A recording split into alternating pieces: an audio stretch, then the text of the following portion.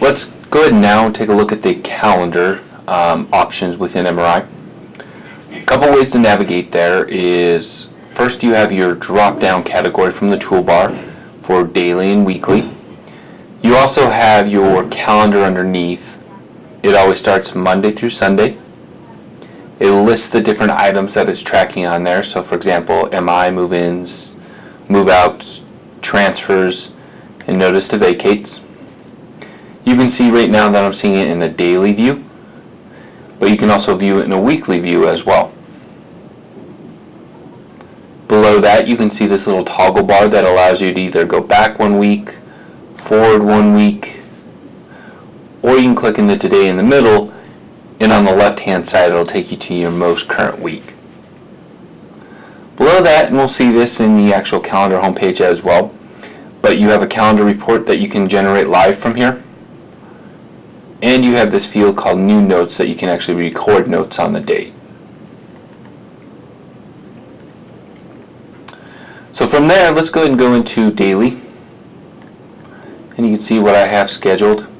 Again, the calendar report we have from here, as well as follow-up notes. I'll go ahead and bring this up here for you. Just give me an example.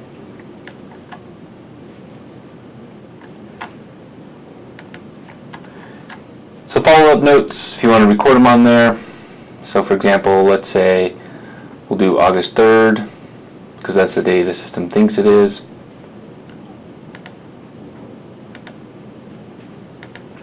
And we can record it to whoever we want to send it to. Maybe it says something like, get a second pay stub, don't forget this, or whatever the situation might entail.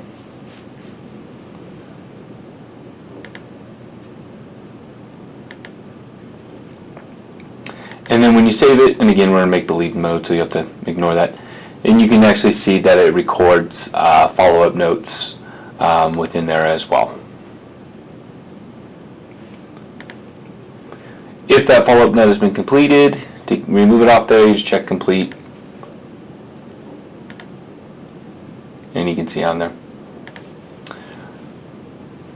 Next one over is your move-in schedule, so you can see all those listed in there.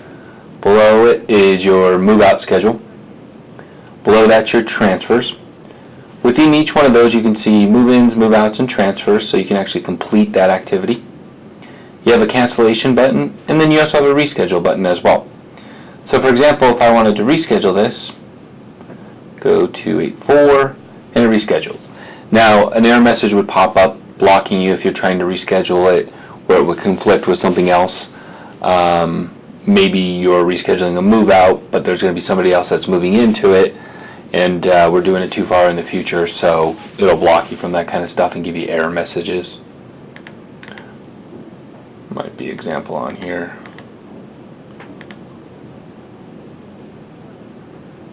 So, for example. Next, you can cancel it. So if you hit cancel on here and you leave it active, most of the time you're going to want to leave it inactive applicant. The only time you would really ever do active applicant is if you wanted to reuse that guest card. I would recommend if you're reusing it, it's the same day that you're entering it. For example, maybe they're in a 2-bedroom and they change their mind, now they want to be in a 3-bedroom. So I can use that same guest card. If you leave it active and then use it weeks later, it's not going to show up correctly on your weekly report, because that new lease is going to count the week when you actually set them up, and then it's going to subtract when you reset them up again. So if you inactivate the applicant, go in there. If you leave it blank on your weekly reports, it's going to show up as canceled. If you choose does not qualify, that's going to show up as declined. So depending on how you want that showing up, you're going to select the appropriate option.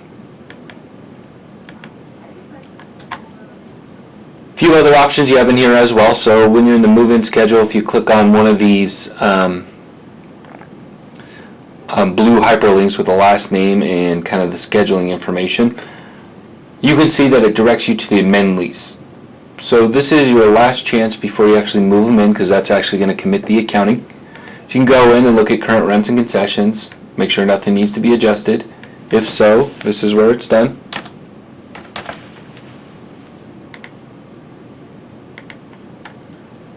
deposit information.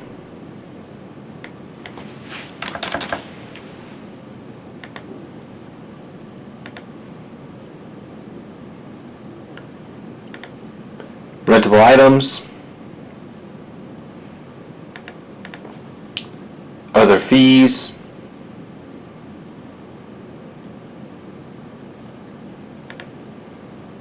Lease terms.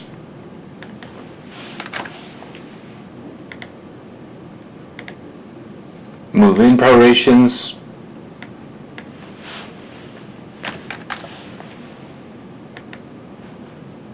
And lease terms.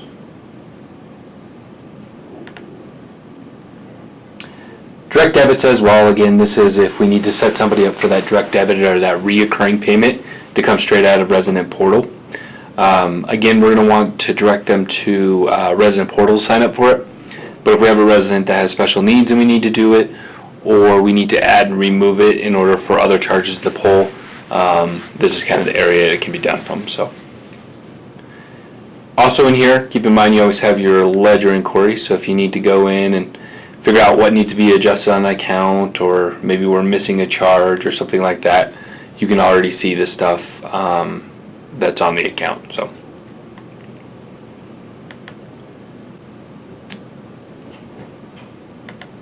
So in here you can see all the information associated with the notice to vacate. You can see the date of vacates, the expected vacate dates, all the same stuff that you're going to see when you actually set up that notice to vacate, including reasoning and stuff like that. And then as well as accounting information. So again, your one last stop to double check to make sure everything was entered correctly. And then last but not least is transfers. So I can see I got basically the same information as my move-in scheduler. So this is the amend lease stuff. You can go into old unit prorations and adjust those if needed, or fix them, change them, whatever you need to do. But you have that opportunity in here. Again, once you actually commit it, it commits this stuff. So double check it if you're not sure, especially if you have maybe a new leasing team and you want to make sure that we're entering stuff correctly so you don't have to open up batches and fix it later on. This is a great area for that. Now on a daily basis, every morning when you come in, you're going to make sure that you're completing your traffic from the night before. So all these things we talk about, rescheduling, completing it or canceling it, and then advancing your day so you're on the current date. If you don't advance the date, there's a lot of people that go into this system and are using it based on that date. So they could be entering stuff, but they're entering it on maybe the day before or a couple days before or something like that. So this is always the first thing that we want to do when we come in is advance the date. If you ever need to backdate something, so for example, let's say rent's due on the 3rd and it's late on the 4th, we come in the 4th, clean out the drop box, and then need to re-enter those payments, you can backdate those batches to the 3rd, but you would still go in and forward your day in the calendar. Here's an example of the weekly view, very similar to the month or the daily view.